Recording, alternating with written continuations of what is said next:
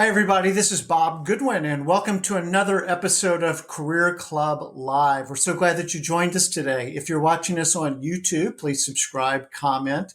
It really does help, as well as whatever your favorite podcast platform is that you might be listening to us on today. Please rate and review. It really does help again. So thank you for doing that. Today's episode is being brought to you by some free resources that we're offering folks on career.club. You can get things like tips to help you with your networking, answers to hard questions like what's your greatest weakness, as well as maybe the 3 things that are holding you back in your job search today. So with all of that, we encourage you to go to career.club. So thank you for that. Today's guest is somebody I've been looking forward to speaking with for a while. He came highly recommended by a mutual friend, and his name is Jeff Wald. He's got a very impressive background, so I'm going to read some of this if you don't mind. So Jeff is the founder of Work Market, an enterprise software platform that enables companies to manage freelancers. And for him, good news, it was acquired by ADP. But that isn't his first startup. He also had a company called Spinback, which is a social sharing platform, eventually purchased by Salesforce.com. So for any of our aspiring entrepreneurs, pay attention to what Jeff is going to tell you because he really understands how to do startups and obviously have successful exits. But beyond that, Jeff is an active angel investor, startup advisor, as well as serving on numerous public and private boards of directors. A lot of what we're going to be talking about today, though, is he's the author of a couple of books. One is The Birthday Rules, and the second one is The End of Jobs, which is where we'll spend a lot of our time today. Jeff's a frequent speaker at conferences. He's meaty on startups and other labor issues. So with that, Jeff, welcome. Well, thank you so much for being here. I'm glad. I'm out of glad breath to be here. I reading mean, that all was a that. hell of an intro. It threw me. Yeah, that was great. Thank you so much. Glad to be Yeah, here. yeah, yeah, it's awesome. No, we're genuinely very, very pleased that you would spend a few minutes with us today. So, as is our wont to do, we always like to do just a handful of icebreakers so people get to know you as a human being, not just a tech impresario. So, easy question: where were you born and raised? Where'd you I grow grew up? up in a town called Port Washington, New York, out in Long Island. It is Long Island. literally, Come Bob, on. it is a Norman Rockwell painting. I mean, just suburbia USA, kids playing stickball in the streets, American flags flying everywhere. Of the many things I've been blessed with growing up in my family in that town is very high on the list. So this is the beautiful part about doing these things. I didn't know that you grew up in Port Washington. So I worked for NPD for a number of Of years. course, And NPD is located in Port of course, of Washington course. in an old hockey rink, which is wild. That made for a weird office setup, but there you go. First things we have in common. Second, where'd you go to school? I didn't bother to read that because I want to give you the opportunities. That's pretty cool. Where'd you go to school? I went undergrad to Cornell University, and then I had my first grad degree from Cornell, and then my second grad degree, an MBA from Harvard University. Cool. And what were your undergrad degrees then? Economics, Or your first, your degree? economics, and Yep. then public policy, a master's in public policy, and then an MBA. Awesome. Very, very cool. And just a little bit about your family. We were talking before we went on air. You're just back from honeymoon. Yes, my family. If you'd asked me that before, I'd be talking about my brothers and my nieces and nephews who I love so much. But now I have to talk about my wife, who is now Nice. my best friend and my favorite person in the entire world. We just got married 5 months and 3 days ago. Ish. Ish. We actually have a count up clock in the apartment and so we met 527 days ago. Nice. Well, that's very, very, congratulations. I think that's very, very, that's worth I will celebrating. I will take the Um, congratulations. You might want to send some condolences to her, but be that as it may. well, okay. You married I up, did. right? I did. Isn't that what we say? So told just a little bit about your career, but do you mind just painting for folks, just kind of briefly, a little bit of your career Sure. arc? Well, I started my career at JP Morgan as an M&A banker. And then after business school, I went and did early stage investing at a venture capital firm, which was amazing. Got enamored with entrepreneurship and startups. So I left to do my first startup. It was the first version of Spinback, the company that eventually got sold to Salesforce. And the first version of it, Bob, failed miserably and actually left me completely bankrupt. And so When people Oof. talk about their startup journeys or when people talk about startups in general, there's an over-indexing to the successes, and I certainly am guilty of that when, talking about my background. But without the huge failure and the huge depression that followed and very, very difficult restart, I never would have gotten to the other points. But, Spin Back Yeah. failed, dusted myself off, started it again. We eventually sold it to Salesforce. And then I started Work Market, which you've talked about, and we sold that to ADP. And now I've been kind of co-founding companies and helping other entrepreneurs kind of get their visions off the ground as an investor, as a co-founder and chairman. And I wrote a book on the future of work because we were deep, deep, deep involved in that, and in some ways helping to shape it with Work Market before and after its sale to Yeah. ADP. Yeah. One quick thing. First of all, I appreciate the transparency that not everything works the first time, and that as you say, kind of like the depression and all that stuff. As an entrepreneur, one of the things that I've kind of coined is the entrepreneur's Mm. cocktail, which is equal parts hubris and naivete. And it's like, come on, this is brilliant, and it shouldn't be that hard. And maybe it wasn't quite as brilliant, and it's a hell of a lot I will harder. tell you that it's a great cocktail because you do have to be a little crazy to do these things, right? Like the math doesn't add up. Mhm. The math says it's going to fail. So you have to be completely, completely full of yourself to think, well, no one else has been able to do it, but I'll do it. And the thing is, Self belief is kind of a yeah, look, requirement. the only Yes. people that do it are the people that feel they can do it. Like, otherwise, it Yeah. does not get done. There is kind of a craziness to it. Last question. What do we find you doing, now that you're married and everything, but what do you find yourself doing when you're not doing great startups and angel investing and all that stuff? Well, I am writing a film script is my kind of side project right now. I got Okay. very deep into a story that I am very, very fond of. I won't bore you with the story itself now, but it is very biblical. And so I had to reread the Bible, and there's a lot of biblical allusions to it. But it is a modern day story about a world where it has stopped raining and how society copes with this sudden permanent drought. Well, all right. Well, I that teased it. was I a teased it. heck of I a just teased it there a cliffhanger. little bit. I That said I was wasn't a going to talk about it, and then I very teased it. cliffhanger. But I'm ready to change topics now because that's pretty cool. So, what we're going to talk about today, because a lot of our audience is either HR executives, a lot of our audience are HR executives, and then obviously just people in the workforce. Hopefully, we're all working on our way to finding our mhm. next job. But you've got a book that sounds a little dystopian because it's called The End of Jobs. So, can you kind of the title and the inspiration behind the book? Well, the title really was my publisher pushing a provocative title that is probably not, if left Of to my own course. devices, what I would have called it. And I'll tell you a funny story is, well, it's not funny at all, actually, but the book came out in June of 2020 at the height of the pandemic, where we did lose 20 million jobs in the United States. And I was at ADP at the time, and ADP had bought thousands of copies of the book, and they were going to send it out. And they felt that, given its title, that it would be inappropriate to send out to their clients at that point in time. And I agreed. I was like, yeah, no, we can't send this. Like, this is not a great title when so many people lost their jobs. Now, obviously, we saw a very quick snapback, and those people mostly rehired. But that was why the name of the book. But it is supposed to be this, misdirection. It is not saying that jobs are ending. It is saying the job as we know it, the kind of 9 to 5, one manager job, that job is ending, and we are moving to a more on-demand construct. Not that all jobs are going 1099 or temp. They are not. But all of the things that permeate that type of work are coming into the full-time labor force.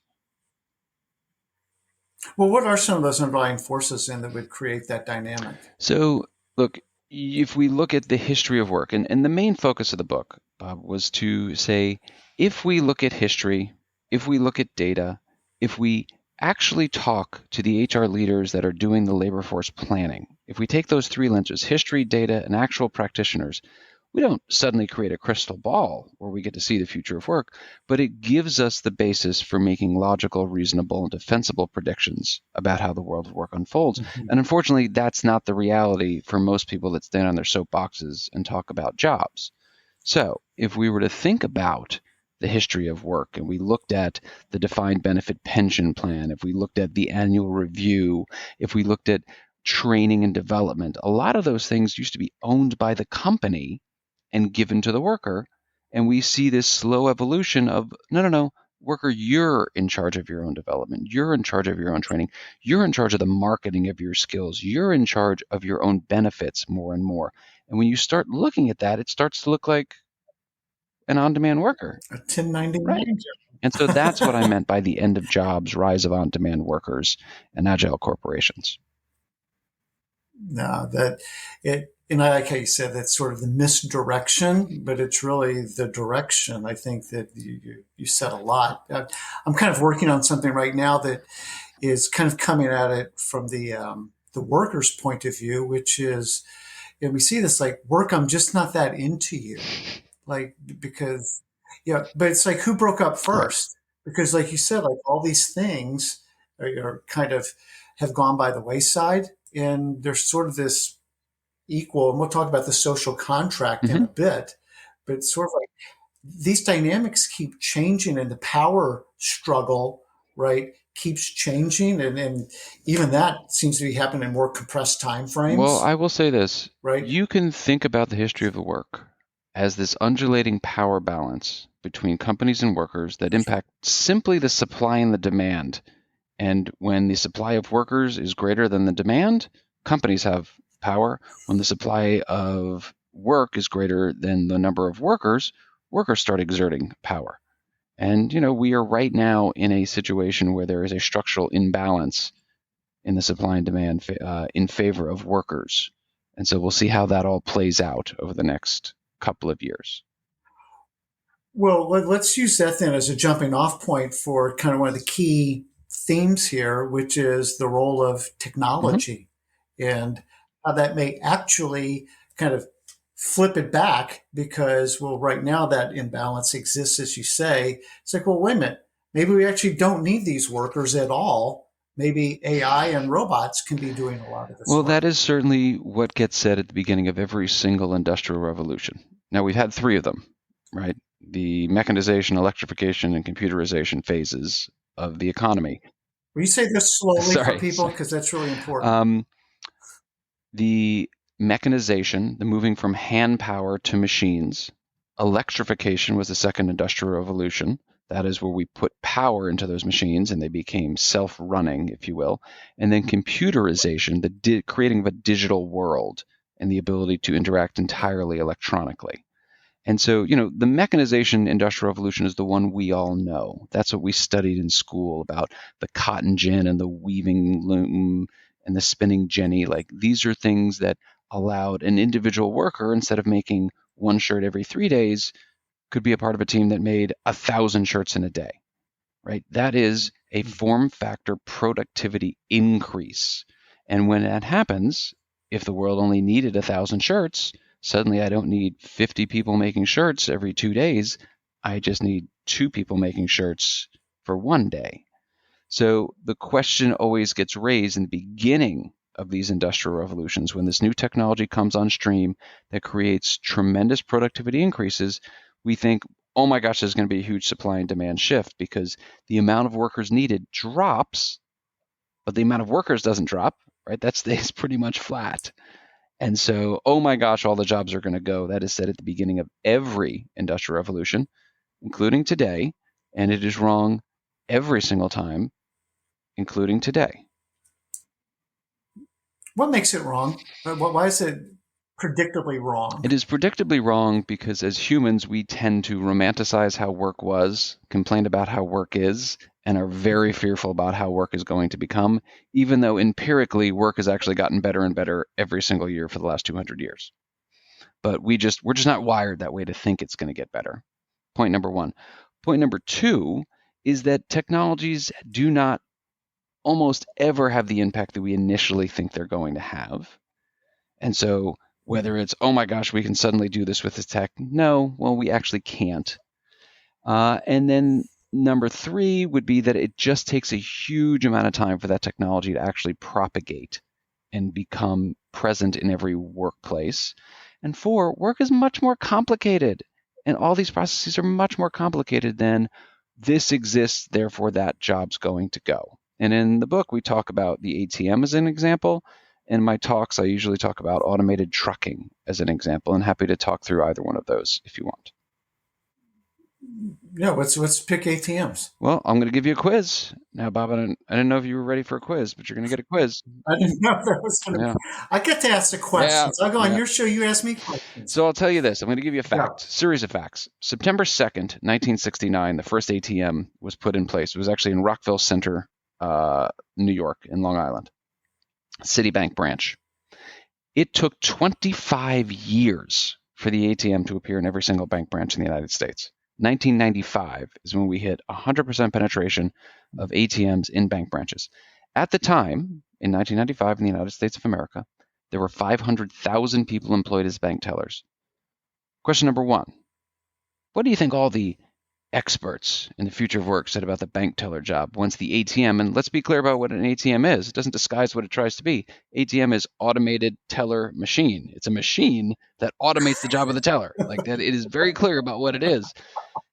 What did every expert predict about the employment of tellers in the United States of America? Question one. That it was going to go to approximately zero by the time we hit 100%. That is correct. That is correct. Now, remember, there were 500,000 bank tellers employed. 25 years later, 2020, how many bank tellers were employed in the United States of America? Now, I didn't go to Cornell. I'm repping my Tennessee degree on the wall that you can't see, but I'm going to go with a wild stab of 500,000. That's a great guess. It was 600,000. There were 20% more bank tellers in the United States. And it's interesting because when we look at the job of a bank teller, and this is what I mean when I say work is complicated and jobs are complicated, automation will take the repetitive high volume tasks and they will remove them from the person and give them to the machine, whether that machine is an actual machine or a computer or an AI or a robot or whatever.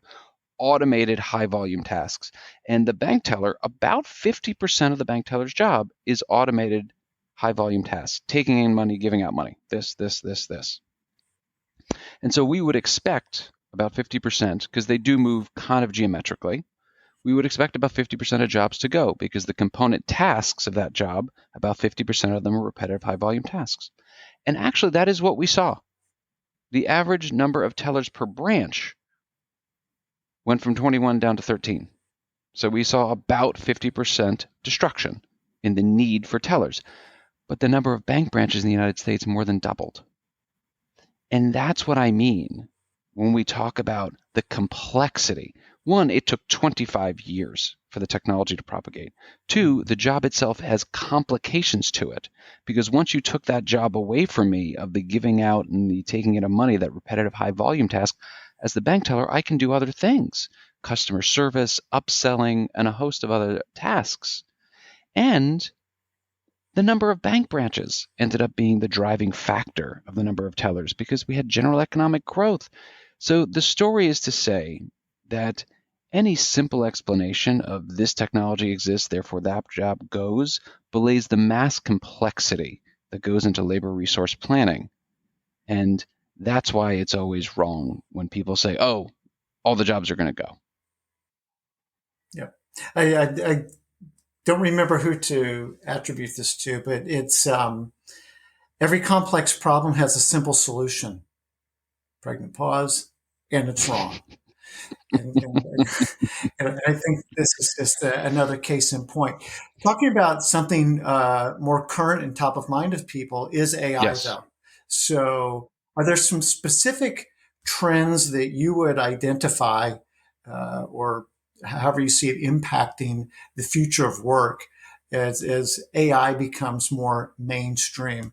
What's sort of the functional equivalent of, yeah, it went from 21 to 13, but the number of branches like more than doubled. So there's your math. Anything that kind of strikes you as an analog to that? Well, I think analogs are going to be really tough in the world of work because it's so complicated. But let's just talk through this notion of what is on everyone's tongue, which is ChatGPT 4, soon 4.5, and the amazing things that can be done with it and other tools like it using what are generally referred to as generative AI. So the ability for Yes. generative AI to create content, to help people find answers to problems, is a massive increase of productivity.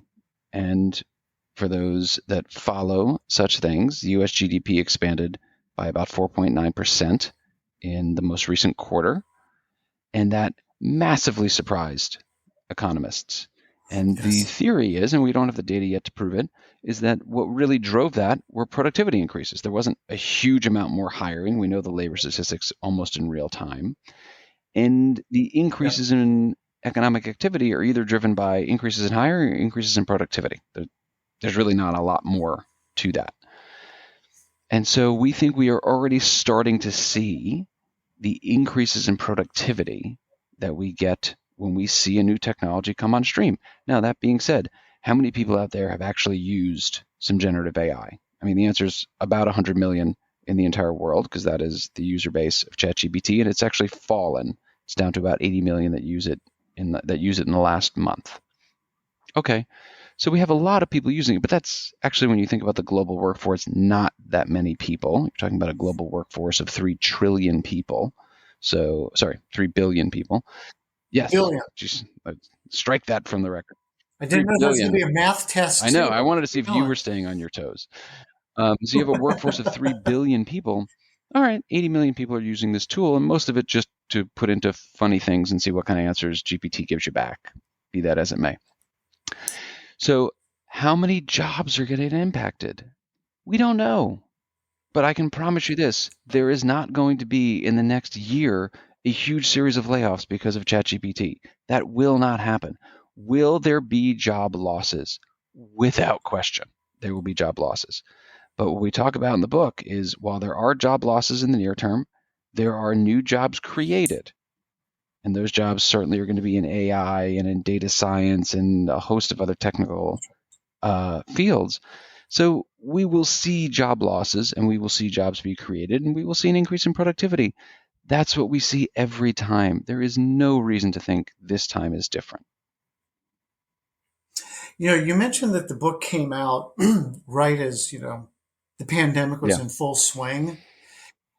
If you were writing the second edition of the book, what impact do you see the pandemic, the whole, whether it's hybrid work or just anything else that's one of the kind of future of work outcomes of the pandemic?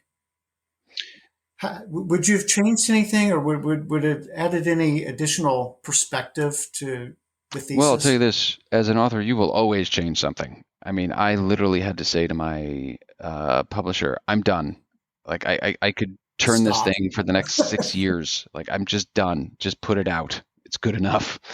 So apologies for those that read parts of it that say, this isn't good enough. That's my fault. I just said, I'm done. Like, so I think any author would tell you that, you're always want to change some things. But in answer to your question, there was a very, very clear trend that happened quicker.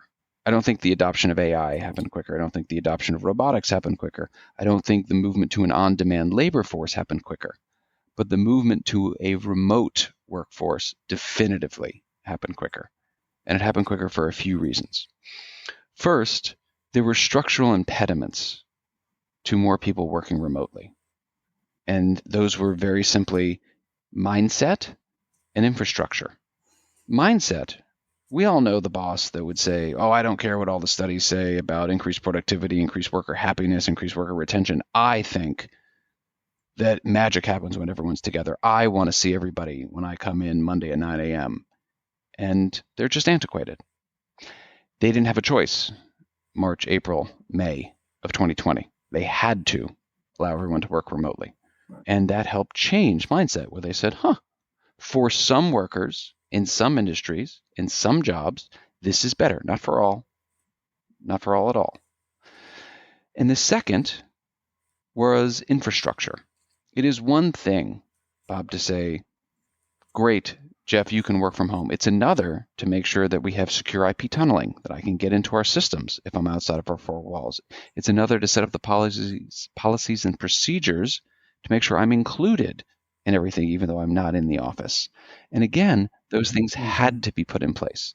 There was an unbelievably heroic effort by IT departments and corporations around the world to put in place massive amounts of infrastructure to allow people to work remotely. And for the most part, remote work is a great thing. I will always, always, always advocate for flexibility in any system, and remote work gives more flexibility in the system. Again, it is not a panacea. It does not work for all jobs, in all industries, and for all people. And there are substantive reasons to be in the office. I am personally more productive in the office, but that is me. Just because what works for me doesn't mean it works for my team. So remote work went from about 3% of the US workforce pre-pandemic. It's very important to talk about these things in context. The first context, by the way, is 48% is the natural limit in the US. 42%, apologies. 42%. That is the entirety of the US workforce that can work remotely. We are still a majority have to be on site. Manufacturing and some services and agriculture and a bunch of things Healthcare. have to be 100%, have to be done on site. And at 42%, by the way, we are the most flexible economy in the world. Most economies do not reach 42%. So when we're talking about remote work, we are already talking about a minority of the workforce, large minority, but a minority still. 3% of the total US workforce pre-pandemic worked remotely. At the height of the pandemic, about 40% did. And then we settled in at around 8%. That's where we've kind of shaken out, at about 8%. If normal trends had held, I wouldn't have expected us to get to 8% for another 10, 15 years. But it happened in 2. So that's the answer to the question. Which you're right. I mean, that is sort of, pick a topic, the pandemic microwaved how quickly we got to something that would have taken 5 years or longer. True, but a lot of things reverted to mean, right? So we saw a lot of this in the trend lines, right? They shot up, but then they reverted. The remote work is one of the things that did revert, right? It wouldn't stay at 40%, but it didn't go back anywhere near the 3 or 4% we would have expected. If it went to 4%, I would say it reverted to mean, much like e-commerce purchases and a host of other things did mostly revert to mean. Remote work has not reverted to mean. It is massively increased. One of the topics that you bring up in the book that I think is really interesting is this notion of the social contract. So as you kind of laid out, in each of these revolutions, there's been a massive power shift to the company, and that regulations and other kind of mechanisms needed to be put into place to either rein in, control, whatever, this imbalance of power. Could you talk a little bit more about that? And then the follow-on question will be, how do you see that playing out in the current revolution? We always have these supply and demand imbalances.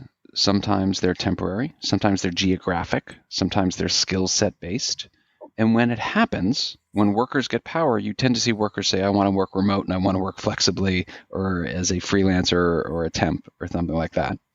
And when companies have the power, companies say, I want everyone to come in the office and I want you all to just do exactly as you're told and never question what I say. And let's be very clear. Throughout the history of work, the majority of power has accrued to companies. There's always been an imbalance not in the workers' favor, and workers needed things to rebalance that equation, because from a societal standpoint, it's not good for companies to be able to exert that kind of power. And companies are doing exactly what companies should do, right? I'm a capitalist at heart. Companies should be driven by the profit motive and a general societal motive. But for the most part, they are driven by getting as much profit as they can. And so workers do need help. They are powerless as an individual in that relationship. And there are 3 things that help bring more balance to the relationship. One is regulations. Companies can't just dump things into the ocean. Companies can't pollute and do whatever. Again, if left to their own devices, many companies would not do the right thing societally. So we need to regulate to an extent. Second is the social safety net, right? If we are going to have workers spend their lives not building their own home and farm and taking care of themselves, we are going to have to provide things for them. And so the social safety net was invented by Otto von Bismarck in Prussia, not out of any generosity, but out of a sense of social stability, that either we give workers some base level or they're going to revolt. And you know what's terrible for work and for companies? Revolts, revolutions. Those have never gone well, really, for anybody, except for the American Revolution, of course. But probably a few other good examples out there too. The social safety net becomes a predicate for workers in this construct. And the last is unions. And look, I could sit here for quite some time and tell you about the negative aspects of unions, because as we talked about earlier, I'm a big fan of flexibility in systems, and unions do not allow for that flexibility. But unions are a necessary balancing factor for workers. And so they have a very important role to play. I just wish they would play it a little bit more effectively. But they're doing exactly what they're supposed to do, right? They're supposed to get the most they can for their workers. We're having the workers do the least possible. Companies are trying to pay the workers as little as possible with getting the most out of them. And then market forces will find us a balance in the middle. So everyone's playing their role, but unions are a very important part in that. Do you have a prediction then of where you think either regulations or unions or societal good kinds of things will come into play on AI to allay people's fears, even when they're wrong fears or probably wrong Well, fears? there's so many factors here. You know, the social safety net is pretty threadbare, and how much of it can we afford, right? We are at the debt of industrialized countries is at its highest point since the Napoleonic Wars. Okay, Wow. so like we have had a massive debt cycle, and how much more can we afford? Well, you can raise taxes or you can cut services, right? Like at some point, something's got to give there. So that's a whole massive series of dynamics that is much more difficult conversation to have in an increased interest rate environment, because now more and more of government spending has to go to debt service. So that's problem number one with our social safety net. And you know, the wonderful thing about living in a democracy is we get to choose what kind of government, what kind of economic system we want. If you want more regulation and you want more taxes, great. You vote for the people that are going to deliver that. I would argue that if you go too far, you're going to actually end up with a worse society, but that's my personal point of view. In regards to the regulation, I would say the same thing, right? Like if you want to overregulate, great, you can do that. And that happens when companies abuse their power. The populace rises up and you get a different kind of regime. The more, I don't know, the more interesting conversation I think to have right now is unions, because unions were decreasing for the last 50 years as a percent of the US workforce, but they weren't decreasing in number. It's just people weren't joining unions. They had about the same 12 million members for 30 years. It's just the US workforce kept growing, so their percent of the workforce kept shrinking. You have seen a substantive change over the last 5 to 10 years where, driven by a host of factors, we have seen an increase in union membership.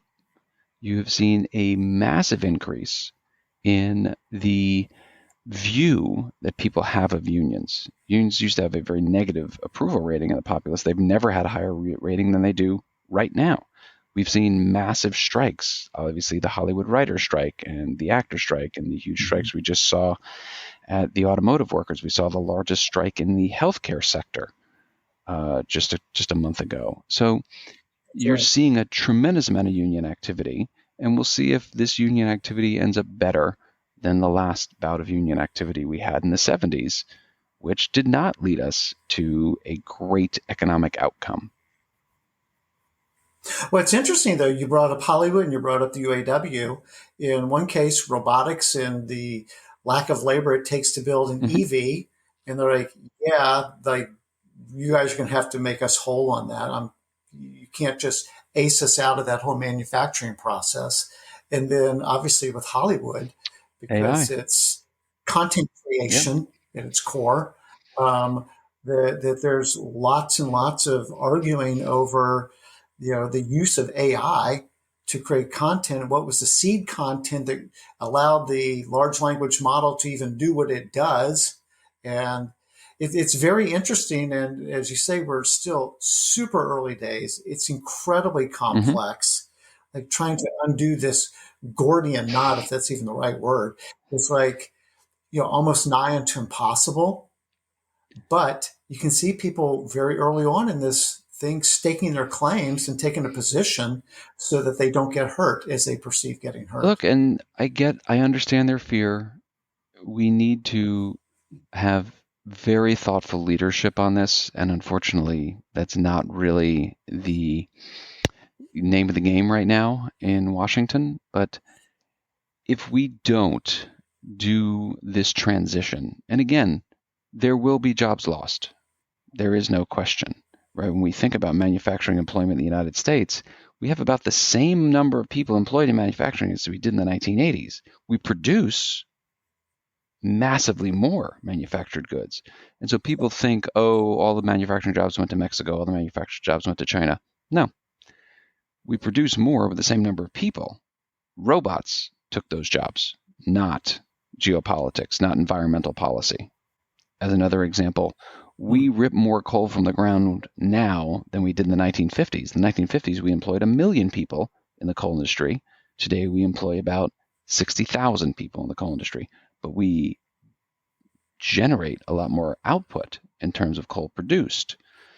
So people say, oh, environmental policy destroyed coal jobs. No, it did not. The Chinese or the Australians or other places mining coal destroyed coal jobs. No, they did not. Machines ripping coal from the ground destroyed coal jobs. But what is the right reaction societally? Are we better off as a society because we don't have 1 million people employed in mines? I would argue we are. Are we better off as a society if those people are building solar panels and a host of other things? I would argue we are. But you can argue either side of these. There are salient arguments to be made. But as a society, we need to figure out what is the right place. But here's the thing I will definitively tell you, is when we look at history, and we look at the job displacements that occur because of industrial revolutions, because of these increases in productivity, and therefore the decrease in the number of jobs needed and the job losses that do occur, we see a very, very harsh transition period before we get to that great point of more productivity, more jobs, higher standard of living that all these wonderful things eventually produce for us. And those periods of adjustment are tremendous societal dislocations. These are periods of revolution and war. And if we handle this poorly, as our government seems to be really focused on trying to do, we do a tremendous disservice. There will be more jobs, but we need to focus on retraining and making sure that people that have the skills, that are in the industries, that are in the geographies where jobs are dying, are able to move within this great country to the places where jobs are growing and where skills are in To, need. to that point, do you think that the transition period will be, less intense and of a shorter duration, given the nature of the kind of jobs that we're talking about? Because I think we're talking about generally, at least with AI, Mm-hmm. knowledge worker jobs. So it's learning a new skill, it's learning something new. I don't have to move from West Virginia to somewhere else to go do that. It's something that you can teach me. I'm a huge fan of like tech boot Mm-hmm. camps. There's one that I really like called Mm-hmm. Perstolis, and it's taking people in a 16-week time period and getting them certified in cloud Right. computing. And that person was working in a fast food restaurant 17 weeks ago. So, do you think that, kind of like I said, the intensity and the duration will be more contained in this revolution than maybe other Well, you ones? do have two factors here. One, this revolution is happening quicker than the others did, right? The first industrial revolution, mechanization, took us about 100 years for those transitions to occur. Right, exactly. Computerization took us about 35 years. This transition will happen in 10 to 15. right, before the full propagation of these technologies. And they'll continue to improve, much like, the weaving loom of today puts the weaving loom of Mhm. the 1780s to shame. But the technologies and the capabilities that we have to retrain workers, because I will never be convinced that somebody wants a handout. Nobody wants a handout. People want to work. They want meaningful work, and they want good work, and they want a fair wage for that work. And those jobs Amen. exist, right? We have more job openings than we have unemployed people in the United States. We By can factor of do two. this. We can definitively do Yep. this, but it requires the right tax policy.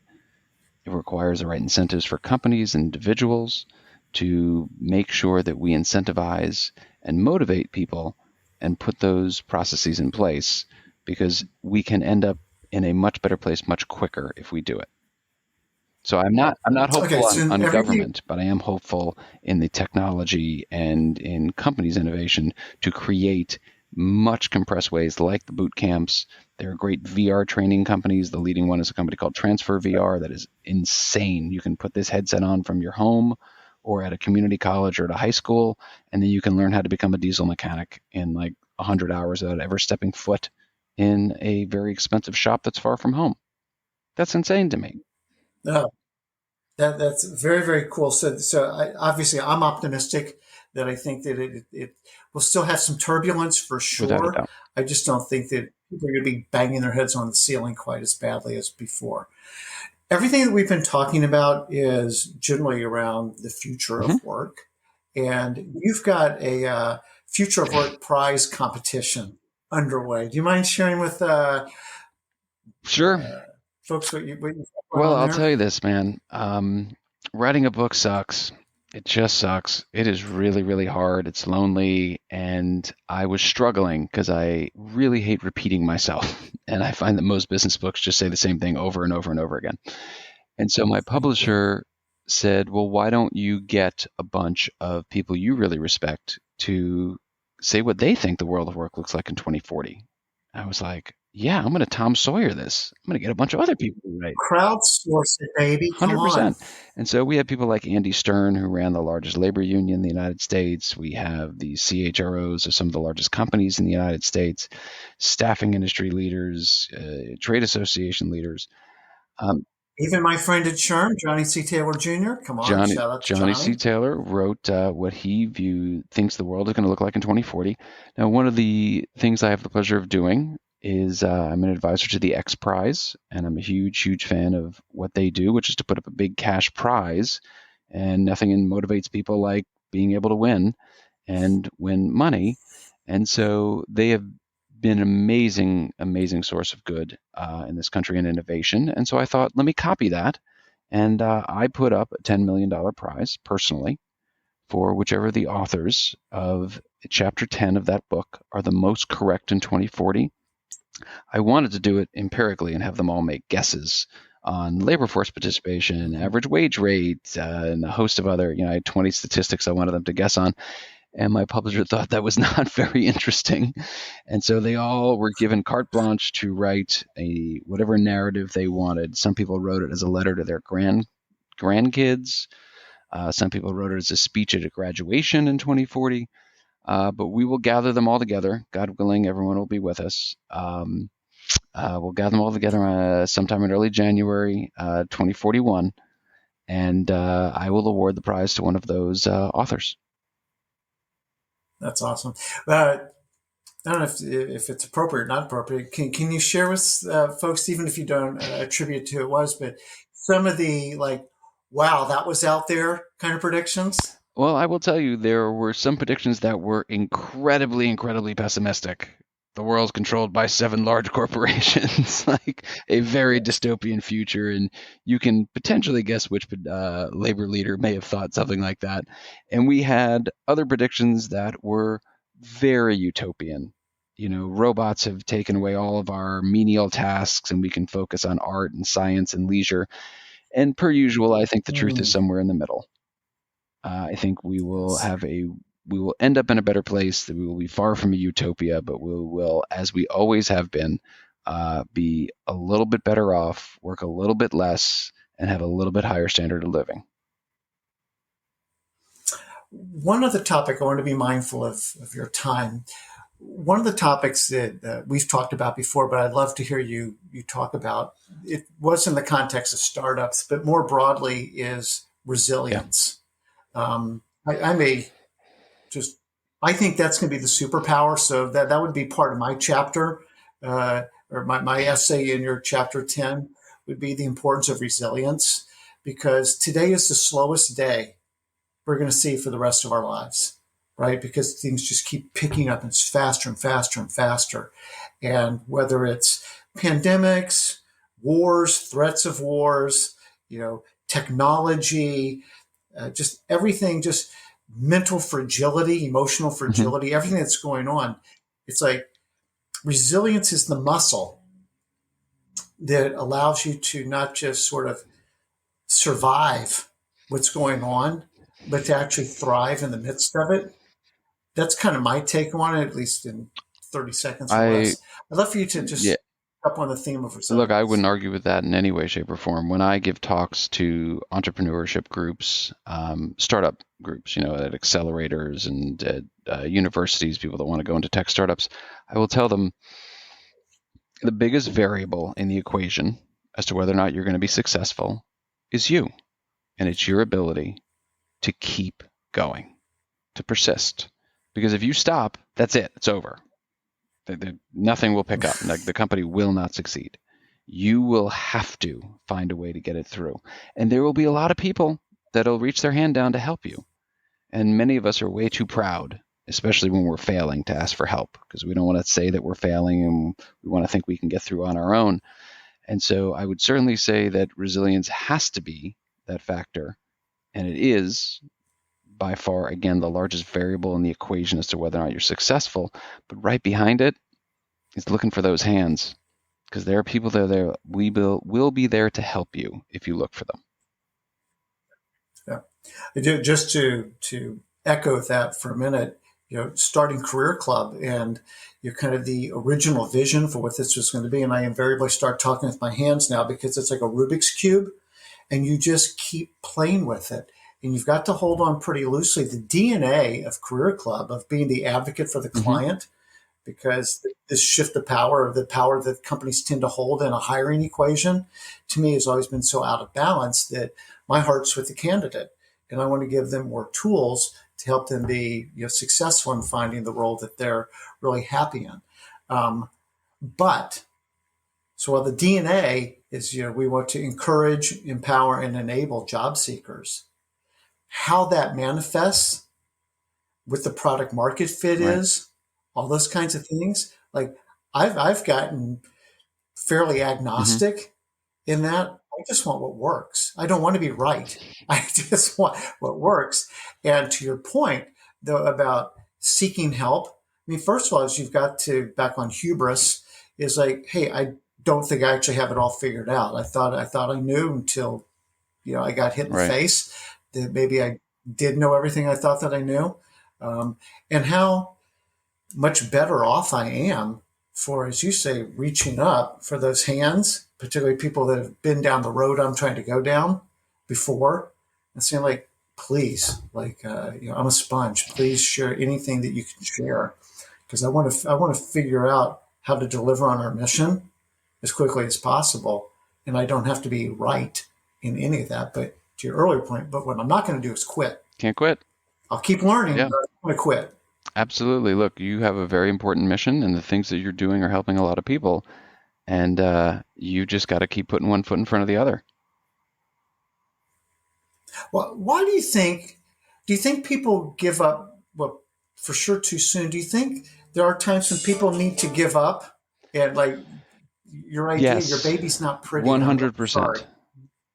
Look, there's a balance here. You have to keep going no matter what and push yourself and blah, blah, blah, blah, blah. But you also need to be listening, right? If, like, you've had 100 meetings and not a single person wanted to work for you or invest in your company or be a customer, at some point, everyone else isn't dumb. You are. You've got to listen. And so it's important to surround yourself Yeah, with the people that are going to say, you're not seeing it.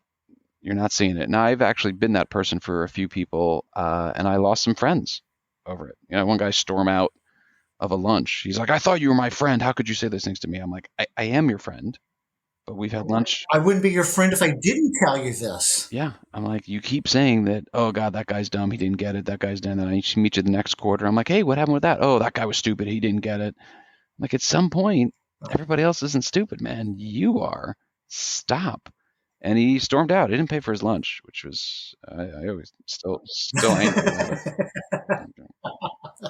But I'm not bitter, which is No, no, good. no. He and I have patched things Um, up now. We're still close. so when you're, I want to end on this because I'm always curious with executives, um, and this is maybe a little bit different than entrepreneurs. I'm now go into like hiring manager mode. You're building a team. You're hiring Hmm. folks at your next company. When you're interviewing people, what are the talent traits that you're most drawn to that tell you this person, this is who I want? People that it is very clear they're willing to work hard and that they have a good attitude. You give someone that is smart, that is working hard, and has a positive attitude, and I'll take that person for almost any kind of role. But I am really, really difficult to interview with. And if any of your listeners have ever interviewed for a I job, said, look, man, I was trained on the M&A floor at JP Morgan, and their approach to interviewing is to be as harsh as humanly possible to see if you can deal with it and see if you can still think and respond. Because if you can't respond in the kind of relatively low stakes, I mean, not for you because you're interviewing, but relatively low stakes 30 minutes you have, how are you going to do when like you got $1 billion deal on the line and like you have to crank something out in 30 minutes or the whole thing's going to fall apart? Like the amount of stress that goes into a client interaction and this and that.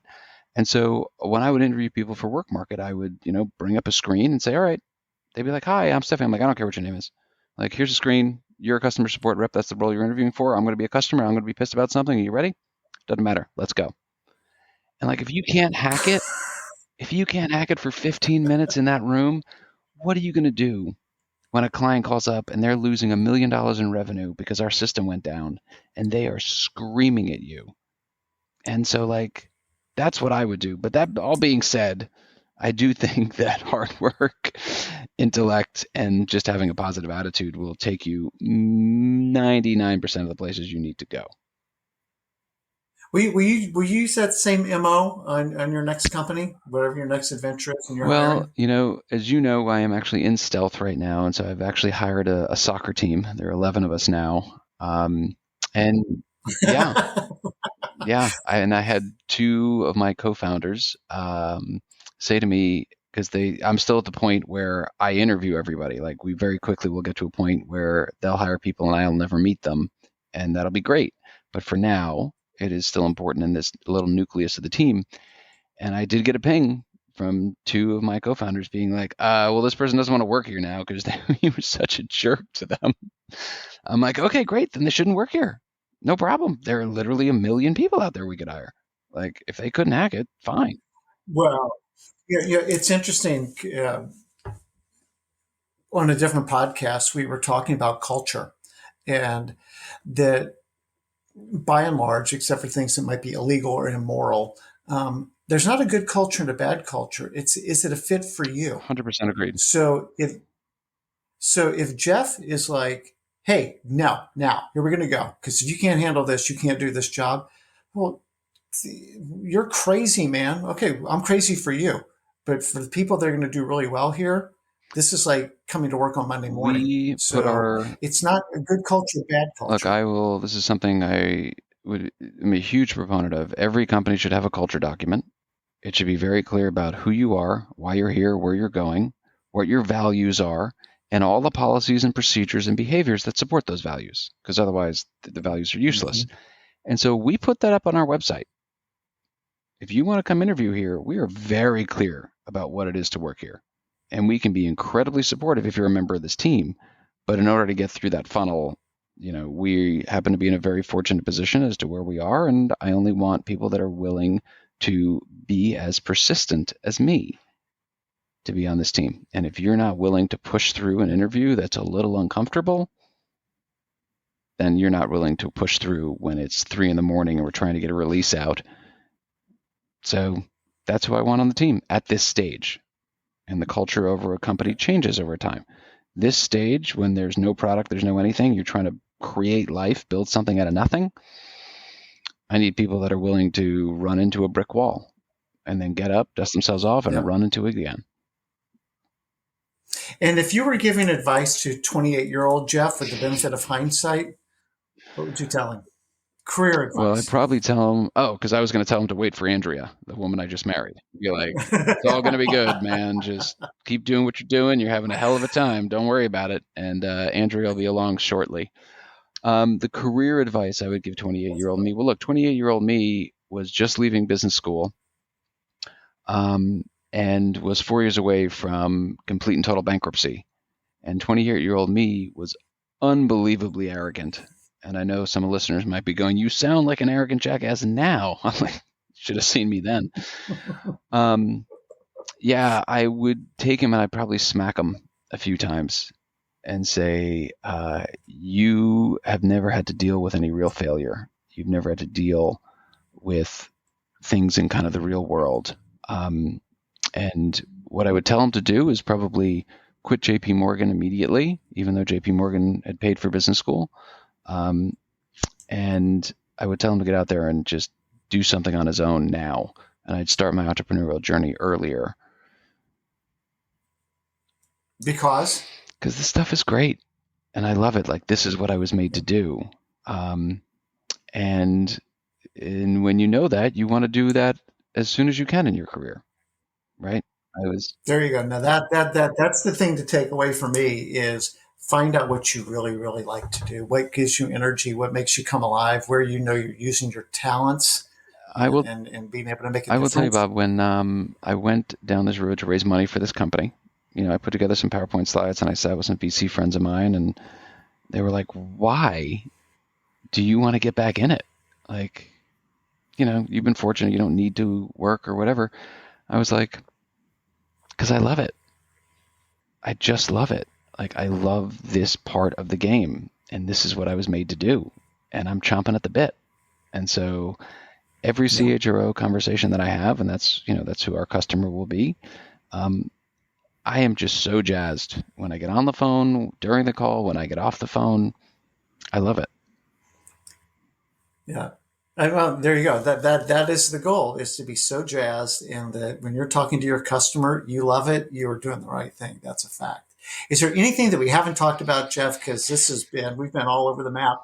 And by the way, your mastery of statistics is impressive, and the numbers that you pull out of the top of your head is very, very impressive. But is there anything that we haven't talked about as we just sort of close this out that you would want to leave listeners with?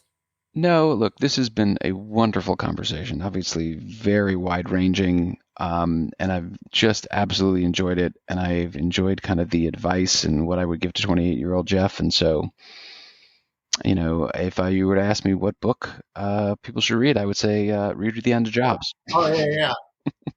There you go. So we're going to flash that up on the screen. There's a website, which is jeffwald.com. And you can order The End of Jobs there. But Jeff, this is the end of this interview, but just the next step in what I hope continues to be great conversations with you. You're super successful. Your mind is buzzing a million miles an hour, which is cool to see. And you just keep making a difference. And so I thank you for that. I am so, again, grateful for your time and for the opportunity to speak to you and your audience. And this has been super fun. Thank you. Awesome. Thanks. So if everybody's listening, thank you so much for spending a few minutes with us. We hope you enjoyed it. Please check us out on career.club. And again, if you're watching this on YouTube, please like, subscribe, comment. It helps. Or on your favorite podcast platform. And again, Jeff, thank you so much. And thank you, everybody. I know you're gonna find it. You've got